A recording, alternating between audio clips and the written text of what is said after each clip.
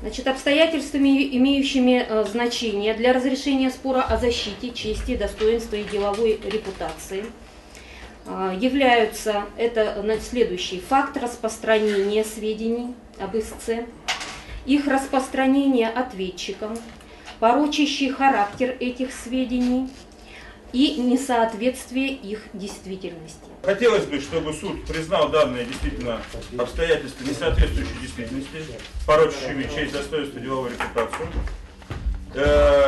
Поскольку все обстоятельства, которые перечислены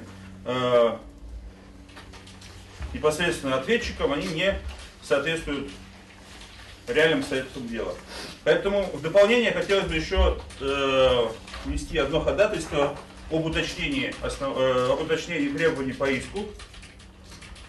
Это ходатайство об изменении исковых требований. Оно отчасти не сильно отличается от представленных, но оно изменяет требования по поводу опровержения этих материалов в средствах массовой информации. И второе, это в печатных средствах массовой информации. И включает в себя требования дополнительное о том, чтобы обязать удалить порочащие честь и достоинство, деловую репутацию сведения, размещенные в сети интернет в течение 3 дней после вступления в силу решения суда. Ну как, не владелец этого сайта сети интернет, да, это будет неправильно. Я просто гражданин, который направил действительно статью эту, да, для опубликования на сайте Ухана.ру. Но это именно сайт председателя антикоррупционного комитета СОСПРО в России, в Республике Саха-Якутия. И именно противодействие коррупции, уважаемый суд, основывается на принципах открытости и публичности.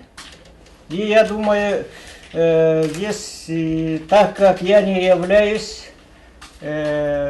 владельцем этого интернет-сайта, да, то, как бы сказать, обязать удалить, наверное, будет неправильно. Давайте оптимальный срок 10 марта вам подойдет?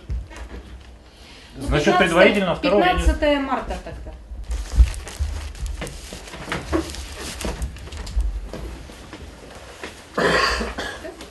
Можно свободно?